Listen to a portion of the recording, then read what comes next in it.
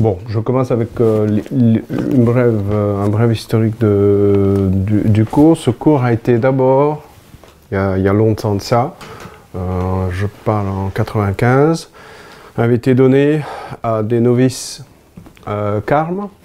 Et très rapidement, ce cours est passé à des religieuses, des moniales, des religieuses et des laïcs. Donc en 98, c'était la première fois que ça s'est ouvert à des religieuses, carmélites apostoliques, et en même temps il y avait des laïcs. Et bon, bah, ça s'est jamais plus arrêté. Donc il y a eu 98-99, la première fois où des laïcs avaient été inclus. Ne me dites pas pourquoi, parce qu'il n'y avait pas de laïcs au départ, bah, ça s'est passé comme ça. Hein. Mais j'ai jamais pensé que le contenu n'était pas pour d'autres personnes, hein, c'était pour tout le monde. Et puis ça a été donné en plusieurs pays, plusieurs langues. J'ai le malheur de parler 5 langues, donc ça se multiplie, tout se multiplie par 5, grosso modo. Donc c'est assez épuisant, parce qu'il faut tout donner, quoi. Et donc, et puis très tôt, en 2003, pardon, je me suis senti poussé à fonder l'école, ce qui aujourd'hui s'appelle l'école de Marie, qui existe là où le cours est donné. Pour moi, l'école de Marie, c'est le contenu de la formation, et je crois profondément que, et ça je vais le répéter toujours, que je crois profondément que tout laïc, toute personne, tout être humain, tout baptisé a le droit d'avoir un minimum d'informations et de formation sur sa vie spirituelle, et pour l'aider à traiter avec Dieu. Nous allons nous-mêmes à des universités, nous envoyons nos enfants, nous leur offrons la meilleure formation possible. Je trouve absurde qu'on ne fasse pas le minimum quant à ce qu'est la foi et surtout la vie spirituelle. Surtout que c'est un sujet, je dirais, qui devrait durer pour l'éternité. Donc, ne pas savoir qu'est-ce qu'on va continuer à faire pour le reste de notre existence infinie, ce serait quand même absurde. Et puis perdre aussi beaucoup de choses, énormément. En fait, le cours, là je rejoins un peu le point de naissance du cours, est né dans une constatation et une interrogation assez, je dirais, assez douloureuse, parce que, ayant quand même eu la grâce de passer un certain temps avec les carmes, je leur dois beaucoup, je leur dois presque tout, surtout ceux de France, du Sud, Montpellier, Toulouse, mais étant ailleurs et non plus en France, je sentais l'abîme entre la richesse que nous avons dans la formation de la vie spirituelle, pensez Thérèse d'Avila, Jean de la Croix, tout ce qu'ils enseignent, c'est la petite Thérèse, donc une richesse extraordinaire que j'ai eu la joie, la grâce d'approfondir, d'aller à l'école de ces saints-là, puis des enseignants, enfin de la formation d'aujourd'hui. Et de l'autre côté, une pauvreté que j'ai encore toujours du mal à expliquer, dans ce qui est la formation à la vie spirituelle dans l'Église. Et là, je couvre tout le monde. Et évidemment les laïcs, mais passons au mouvement d'aujourd'hui, passer à tout, rentrer dans la vie religieuse apostolique, dans la vie religieuse contemplative. La pauvreté est effarante. De mon point de vue, hein, tout respect pour autre point de vue, mais de mon point de vue, la comparaison entre la richesse que je voyais, que j'avais la grâce, la joie de voir, de vivre, d'un côté, et la pauvreté de l'autre, c'est quelque chose c'est une expérience très, très douloureuse, et qui se transforme évidemment en prière et en questionnement. Seigneur, comment faire pour réduire cet abîme-là? Qu'est-ce qu'il faut faire? Des retraites, la catéchèse normale, entrer en vie religieuse, quelle est la solution pour que le chrétien lambda puisse recevoir cette richesse-là. Et le chrétien lambda inclut tout ce que j'ai cité, hein, les séminaristes largement, sans aucun problème. Mais oui, il faut connaître l'Église. Moi j'ai eu la grâce et la croix d'être un peu de l'autre côté du mur. Donc, la réponse, et je le dis très humblement, très modestement, parce que j'ai jamais pensé faire ce que je fais au début, hein, ça jamais. Mon idéal c'était de me faire moine et puis c'était tout, hein, ça s'arrêtait là. La réponse était formation, et la formation sous forme de cours. Mais le cours, je l'ai toujours senti et compris un peu à mi-chemin entre deux choses. L'amphi de la fac, et la retraite.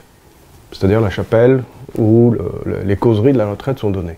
Donc c'est exactement les deux ensemble, ou à mi-chemin si vous préférez. Et c'est comme ça que est née, si vous voulez, cette formation que j'offre. Je l'offre parce que je considère que je vous dois un minimum de respect, et ce respect signifie, je dois vous dire ce que je sais, c'est tout. Ça s'arrête là, ça ne va pas plus loin. Mais c'est énorme, voilà. Alors, vous prenez ce que vous voulez, vous jetez ce que vous voulez, vous êtes libre, adulte, vacciné, et donc on avance. Voilà un peu l'histoire. Donc, très modestement, je continue à donner cette formation-là. La formation est divisée sur 3 niveaux. Les 3 niveaux, tout simplement, la raison d'être des 3 niveaux, c'est qu'on suit la croissance de la vie spirituelle. Et donc, j'ai divisé plus ou moins en 3 grosses tranches qui rejoignent des jonctions fondamentales, des tournants, si vous voulez, fondamentaux dans la vie spirituelle. Donc, on ne peut pas donner une nourriture à une personne qui commence, une nourriture qui appartient à des étapes ultérieures. C'est trop lourd à porter. Et pareil pour une étape encore ultérieure. Donc c'est pour ça que je vous avais 3 grandes étapes, et au fil des années, je me suis rendu compte qu'entre la première et la seconde étape, il fallait introduire un bis, quoi. C'est-à-dire qu'il faut soutenir un peu ce qui a été donné au début, parce qu'il y a des gens qui lâchent à un moment donné, ou qui doivent être épaulés. Et donc, dans chaque étape, chacune de ces étapes-là, il y a un cours fondamental, dont ce cours-là, c'est le cours d'entrée dans la vie spirituelle, et des cours complémentaires.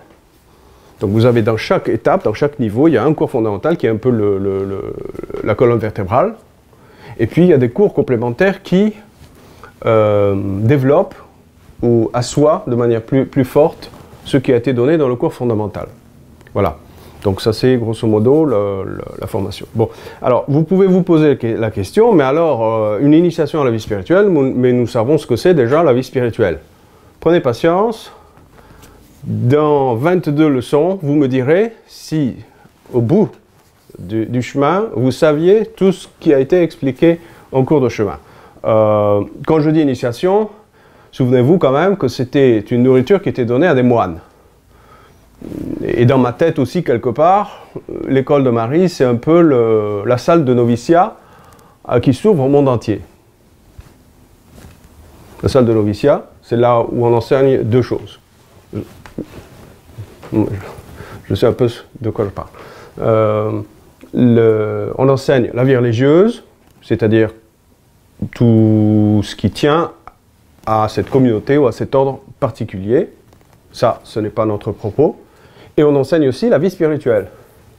Et ça, c'est notre propos. Et c'est ça ce que j'essaye d'ouvrir au monde.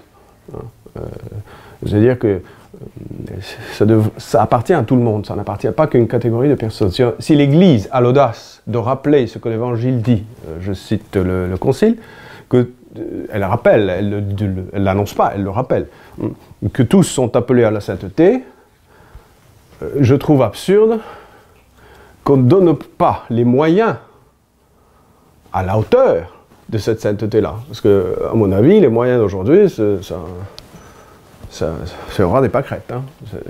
Vous priez un peu, faites un peu de jeûne, faites un peu de bonnes choses, là, vous aidez un peu les autres, et puis voilà quoi, puis persévérez. C'est surtout le persévérer. Nous sommes dans un christianisme binaire, encore. Le christianisme binaire, c'est le christianisme qui est soit je suis en état de péché, à Dieu ne plaise, soit je suis en état de grâce. Si je suis en état de grâce, ben, comme dit Jeanne d'Arc, que le bon Dieu m'y garde, et je tâche de persévérer jusqu'à la dernière minute. Nous fonctionnons encore comme ça. Alors j'espère qu'aujourd'hui, au moins, la première leçon, vous allez vous rendre compte qu'il n'y a pas qu'un christianisme binaire, il y a un christianisme qui n'est pas du tout binaire, qui à l'intérieur du binaire ouvre quelque chose d'extraordinaire. Voilà. Je m'arrête ici parce que sinon, ça va durer trop longtemps. Voilà. Donc ça, c'est pour l'introduction, une idée générale un peu du propos. Le propos, c'est de transmettre la vie spirituelle, offrir une formation aux chrétiens adultes, quels qu'ils soient. Voilà, c'est tout. Et alors, vous me poserez la question, mais est-ce que vous appartenez donc à la spiritualité du Carmel? Je réponds, bah, oui et non. Oui, parce que c'est ma propre histoire. Oui, parce que, et là, il faut le souligner, on ne le souligne pas suffisamment, au Carmel, il y a 3 docteurs de l'Église. Et les 3 docteurs de l'Église sont spécialisés dans la vie spirituelle, dans la vie mystique. Alors, trouvez-moi un ordre dans l'Église ou d'autres saints dans l'Église qui ont le même niveau et le même contenu. Alors là, je cède, je bouge. C'est vrai, il y a Bonaventure. C'est vrai, il y a un tout petit peu de Saint-Augustin, un tout petit peu de Saint-Thomas. Saint-Thomas, c'est la base, hein, je ne discute pas de ça, je ne remets pas en cause Saint-Thomas. Un tout petit peu, peut-être grillonnement fort, mais il n'est pas encore docteur de l'Église, mais bon, il y a une richesse extraordinaire, ça va. Mais les spécialistes de l'affaire, c'est Sainte Thérèse et c'est Jean de la Croix. Quand un bénédictin ou un cistercien est coincé quelque part, qui est en train d'expérimenter quelque chose qui n'est pas dans ses livres, où est-ce qu'il va chercher? Il va chez Sainte Thérèse ou chez Saint Jean de la Croix. Quand un jésuite, et oui, quand un jésuite est perdu, il veut comprendre qu'est-ce qui se passe là-dedans, je sais pas, il y a un cas, il y a une personne qui l'accompagne et que Saint Ignace n'a pas parlé de ces choses-là, je suis désolé. Saint Ignace n'a pas parlé, n'a pas abordé ces choses-là. Vous savez, quand on étend la chose, non, la sauce, quand elle est toute petite, alors on ajoute de l'eau, on étend l'élastique. Si on veut étendre au maximum Saint Ignace, ça n'atteint pas les genoux de Jean de la Croix, avec tout le respect. Mais Saint Ignace a toute sa gloire, il a toute son utilité pour l'Église. Hein. Il ne faut pas mélanger les choses. Donc, alors, si vous me dites, est-ce que vous êtes du Carmel? Je dis, on est obligé d'être du Carmel quelque part. Pas totalement, peut-être, ou pas que du Carmel, je préfère, mais du Carmel, c'est inévitable. Si on veut aller dans les profondeurs de la vie spirituelle, si on veut découvrir le don de Dieu, si on veut découvrir l'immensité du don de Dieu, c'est inévitable. Mais on ne néglige pas les autres. Je ne néglige pas Saint Bonaventure, que vous connaissez peut-être pas, Saint Bernard, évidemment, et puis les mystiques du Nord, et j'en passe. D'accord? Bon, alors... Et je dis non, je ne suis pas que du Carmel, parce que j'estime que dans la structure même de l'enseignement du Carmel, il y a des éléments chez Sainte Thérèse qui doivent être traduits pour nous qui vivons dans le monde. Et c'est pour cela que je pense que la Lectio Divina, avec beaucoup d'autres raisons, la Lectio Divina a une place fondamentale qui n'existe pas du tout dans la spiritualité du Carmel. Le mot n'existe pas. Sainte Thérèse d'Avila n'enseigne pas la Lectio Divina, elle n'a même pas accès à la Bible. Donc vous comprenez qu'il fallait compléter aujourd'hui quelque chose pour que le même message de Thérèse d'Avila puisse encore continuer aujourd'hui. On ne le change pas, je le maintiens. D'accord? Oui, donc profondément du Carmel, mais profondément aussi de mon temps et de ce qui est nécessaire et ce qui devrait être complété. Voilà. Et je m'inspire aussi tout à fait, par exemple, du noviciat des Carmes à Montpellier, il y a la Lectio Divina le matin, même si c'est pas un truc carmélitain. Je vous le dis, oui, c'est pas un truc carmélitain, la Lectio Divina. Ça, je suis désolé, mais c'est pas... Vous allez chez les moniales, je leur ai expliqué la Lectio Divina, elles me disent « Ah, mais c'est fantastique, la Lectio Divina, mais quand est-ce qu'on va pouvoir la faire ?» Bloqué, coincé, dans l'horaire. Vous savez, le moine ou la moniale, ou le religieux, il a un horaire, et il suit l'horaire. Je parle des occidentaux, pas des orientaux. Les orientaux, ils ont autre chose. Et donc, il suit l'horaire. Dans l'horaire que Thérèse d'Avila a minuté à la seconde, il n'y a pas quelque chose qui s'appelle Lectio Divina. Il y a lecture spirituelle, mais c'est pas une Lectio Divina. Voilà. Donc, j'ai dû par spontanément, par la force des choses, y repenser à ces choses-là. Voilà. Bon, on commence ?